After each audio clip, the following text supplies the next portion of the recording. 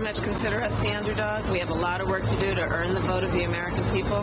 That's why we're on this bus tour today, and we're going to be traveling this country as we've been and talking with folks, listening to folks, and hopefully earning their votes. And the vice president will leave the bus tour and be here tonight for President Biden's speech. Things have changed drastically in the polling in Pennsylvania. President Biden was down significantly to Donald Trump. Kamala Harris is now up, as you point out. And explain to me the thinking of these swing voters who have gone from Trump to Harris. That's the only way to explain these polls. That they do not hold Kamala Harris responsible, do not view her as having, for lack of a better term, the baggage of Joe Biden's policies. I don't frame it that way at all. How do you frame it? What I see is, and particularly in Pennsylvania and in my area, suburban Philadelphia, people were so distressed. They did not want to go back to the chaos and corruption and criminality of the former president's time in office as he ran and then as he left office so unwillingly, as you know, created, incited an insurrection because he couldn't face losing. In my area and in Pennsylvania, there still are Trump voters. Don't get me wrong. I am clear-eyed about the challenge. She's right when she says she's an underdog. She's been in this only a month, though she's been serving for a very long time and very ably. But what I see is that people were so distressed and did not want to face many of the swing voters you're talking about did not want to face another 4 years of the chaos and the indecency of Donald Trump. Look at how he's running. He's calling her not smart. That's the next segment. But again, what is the distinction between people who were Trump voters in your area or willing to consider to vote for Donald Trump? It's the only way to explain the polling, that people have now switched to Kamala Harris. What is it that she I don't know brings? that that's the entire read of those polls. What I also think it shows is that more voter engagement. I think there was a lower voter turnout possibility where we were going, and I think now it's voter engagement. I'll tell you who it is. It's young people. I was a former professor, and young people. What'd you teach? I taught writing.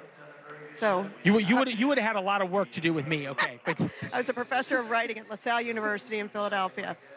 Young people wanted to be engaged and enthused about the future. That's what's so clear here. It's go backward to the dark days of the past, which we've seen what it looks like. Look what has happened with Project 2025. That's not just a future-looking project. That's already in play. Look what happened with the economy under Donald Trump. Look at what has happened with the economy with Biden and Harris. Inflation all-time low. More jobs created. Ma'am, I agree with you on the enthusiasm. I've seen it. I've felt it. We watched the rallies. I understand it. When it comes to the polling, people still say they were better off under Donald Trump economically than they were under Joe Biden. That's measurably false. Some people say that, but it is measurably false. And that's part of the problem of the Trump campaign. It is the disinformation. Let me ask a slightly different question. Young people are going to be a big part of this. Working class voters are going to be an enormous part of this. These were the voters who elected Donald Trump in 2016 in Pennsylvania. Yep. They were undercounted. What is it that needs to be said to them tonight by Joe Biden and on Thursday by Kamala Harris for white working class men to understand that this party doesn't scorn them and understands their problems? Well, let me say, I love the loud noise here. Let me say that what's exciting about this tent is we speak to all, not just white working class men. We do.